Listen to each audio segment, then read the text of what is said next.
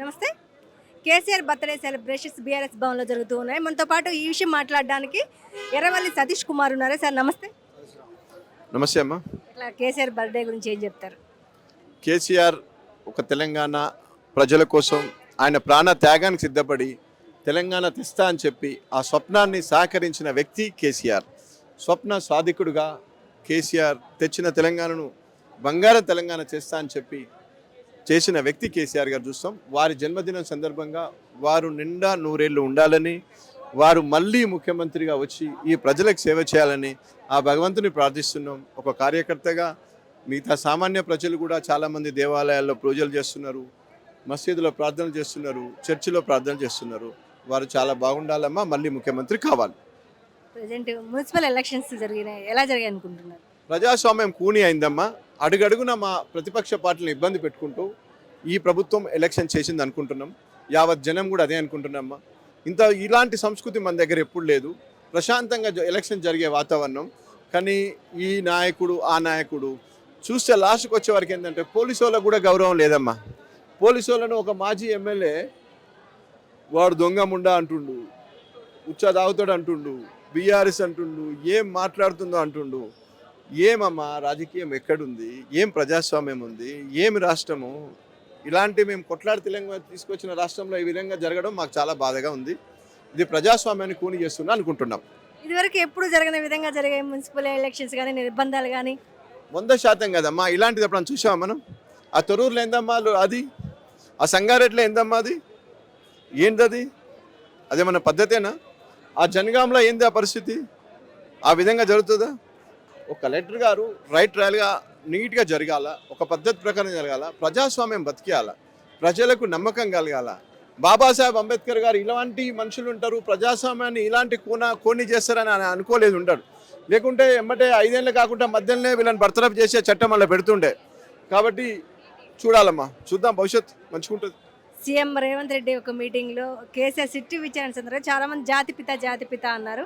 అయితే ఆ జాతిపిత గురించి అలాంటి హార్డ్ కామెంట్ చేయడం రేవంత్ రెడ్డికి ఎలా చూడాలి? అమ్మా, జాతిపిత అని కేసీఆర్ గారు నన్ను జాతిపిత అని ఏ ప్రజలకు చెప్పలే, ఏ కార్యకర్తలకు చెప్పలే, ఏ నాయకులకు చెప్పలే, ఏ ఎమ్మెల్యేలకు చెప్పలేదు. మహాత్మా గాంధీ గారు కూడా భారత ప్రజలకు ఎవరికి కూడా నన్ను జాతిపిత అనమనలేదు. సూపర్ స్టార్ మహేష్ బాబు కూడా నన్ను సూపర్ స్టార్ అనమనలేదు. చిరంజీవి కూడా నన్ను మెగాస్టార్ అనమనలేదు. ఒక జాతి హృదయాలకి పుడుతుందమ్మా. మంచిగా ఉండి యుద్ధం చేసి ప్రజల కోసం న్యాయం చేసేవన్నీ ఒక జాతి కోసం ఒక 6 దశాబ్దాల కోరిక తీర్చిన వ్యక్తిని కేసీఆర్ను వారు హృదయం నిండా ప్రజాస్వామ్యంలో అంతిమ లక్ష్యం ఏందమ్మా? 100 మంది ఉంటే 51 మంది ఓకే అంటే గెలిచినట్టే కదా. మెజారిటీ ప్రజలు తెలంగాణ ప్రజలు కేసీఆర్ను తెలంగాణ బాపు జాతిపిత కేసీఆర్. ఆంధ్రప్రదేశ్లో పోతున్న ఢిల్లీ పోయి తెలంగాణలో దిగుతా బేగంపేటలో అని చెప్పాడమ్మా, దిగాడు. అందుకే జాతిపిత అంటున్నాం.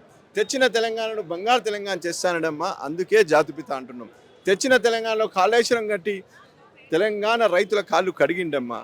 నడుములు వంకర పుట్టుడే వంకర పుట్టేది నల్గొండలో మిషన్ కాకతీయ పెట్టి, మిషన్ భగీరథ పెట్టి ఆ సాంప్రదాయాన్ని తుడిచేసిండమ్మా. అందుకే జాతిపిత అంటున్నాం. బడుగు బలహీన వర్గాలు, అణగారిన వర్గాలు ఎక్కువ ఉండే ఈ తెలంగాణలో పెళ్లి చేయడానికి కూడా కష్టపడుతున్న ఈ పరిస్థితుల్లో 1,16,000 కళ్యాణ లక్ష్మి ఇచ్చిండు, ఆదుకున్నాడు. కాబట్టి జాతిపిత అంటున్నాం. పుట్టబోయే బిడ్డకు న్యూట్రిషన్ పుట్టడం, వాడు తెలంగాణ పుట్టడమే బలంగా పుట్టాలని న్యూట్రిషన్ కిట్టు తీసుకొచ్చినందు అందుకే జాతిపిత అంటున్నాం. న్యూట్రిషన్ కిట్టు పుట్టంగానే గవర్నమెంట్ హాస్పిటల్ డెలివరీ చేయాలా. మామూలుగా ఎక్కడో వాళ్ళు అక్కడిక్కడ చిన్నగా పోకూడదు. ఆడ రికార్డు కావాలి. వాళ్ళకు కేసీఆర్ కిట్ ఇవ్వాలా. అమ్మాయి పుడితే 13,000, అబ్బాయి పుడితే 12,000, అంబులెన్స్ తీసుకురావాలి, కిట్టు ఇవ్వాలి అని ఒక సంస్కృతి తీసుకొచ్చినమ్మా. రైతుకు రాష్ట్రం మనది వెనుకబడ్డది. రాజు కింద మనం బతికాం. 4 ఏళ్ళు సపరేట్గా పాలించుకున్నాం. తర్వాత ఆంధ్రప్రదేశ్లో కలిసిపోయినాం. మన వ్యవస్థలన్నీ చితికిపోయినాయి. మన ప్రజలంతా అణగారిన ప్రజలు. వీరిని ఎట్లా లేపాలని ఈ ప్రజల కోసం రైతు బంధు అనేది సృష్టించింది కేసీఆర్ అమ్మ. భారతదేశంలో ఇంత పెద్ద సోకాల్డ్ హీరోలు, పెద్ద పెద్ద నాయకులు అని చెప్తున్నారు. 140 ఏళ్ళ కాంగ్రెస్ పార్టీ చరిత్ర అంటారు. ఎందుకు రైతు బంధు తేలేదమ్మా? ఒక రైతుకు ఎందుకు డబ్బు ఇవ్వలేదని చెప్తున్నాం. అందుకే జాతిపిత అంటున్నాం.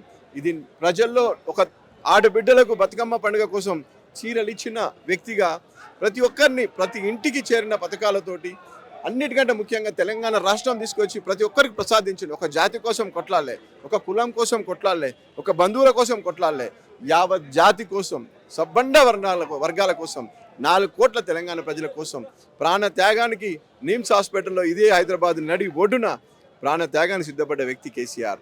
ఆ సిద్ధపడ్డప్పుడు పార్లమెంట్లో చర్చ జరిగింది. అది జరిగింది, భారతదేశం యావత్ సాక్ష్యం చూసింది. కాబట్టి జాతిపిత అంటున్నామమ్మా, రాబోయే రోజుల్లో జాతిపిత కాదు భారతరత్న వస్తుందమ్మా, వచ్చి తీరుతుంది. వీళ్ళంతా ఇట్లాంటి వాళ్ళు ఉంటారమ్మా. మహాత్మా గాంధీని కూడా గాడ్సే వ్యతిరేకించిందమ్మా. అక్కడ ఒక వర్గం ఉంటుందమ్మా. దాని గురించి పెద్ద ఆలోచన అవసరం లేదు. నేను చెప్పుకుంటా సీఎం రేవంత్ రెడ్డి కంటే కేసీఆర్ 17 సంవత్సరాలు పెద్ద, అలాంటి వ్యక్తిని ఎవడు రాయి అట్లా అనే అలాంటి వర్డ్స్ వాడడం ఎలా చూడాలి? అది ప్రజలే అనుకుంటున్నారమ్మా. వారు రివిజన్ చేస్తున్నారు. జాతిపితాన్ని మేము ఎక్కడ ఇంతగానో చెప్పుకోలే. మాకు అడ్వర్టైజ్మెంటే రేవంత్ రెడ్డి గారు. వారు మళ్ళీ ఒకసారి కదిలితేనే మళ్ళీ లేస్తుంది, అది బయట తిరుగుతుంది. వాళ్ళు మాట్లాడిన భాష కూడా ప్రజలకు నచ్చట్లేదు. నువ్వు అంటే పిల్లలు అంటారు తొండలంటే ఏంటిదని. ఇప్పుడు హైదరాబాద్లో పుట్టినోడికి తొండ తెలియదు. ఇంకా నీ బిడ్డ కొడుకొని అదృష్టవంతులు పుట్టలేదు కాబట్టి మన తొండలు నెగలు లాగులు ఈ గోళీలు తిరగకుంటుంది. కాబట్టి తొండలతో ఆడతాం, గోళీలతో ఆడతాం అని పిల్లగాళ్ళు ఆడతాను. ఏం భాష అమ్మా అది? ఎందుకు అవన్నీ? మీరు మంచిగా పరిపాలన చేయండి, మంచిగా ప్రజలను మెప్పించండి, అన్నీ చేసి మీరు బాగా వారి ప్రజల హృదయాలను గెలుచుకోండి. కొంత ఆవేశంగా మాట్లాడేది ప్రతిపక్షానికి బాబాసాహెబ్ అంబేద్కర్ రాజ్యాంగంలో పొందుపరిచారు, అధికార పక్షానికి లేదు. వాస్తవంగా అధికారం ఉంది, మాకు అన్నీ ఉన్నాయని మాట్లాడుతున్నామంటే అది కరెక్ట్ కాదు. ప్రజలు తగిన పాఠం తగిన సమయంలో బుద్ధి చెప్తారు.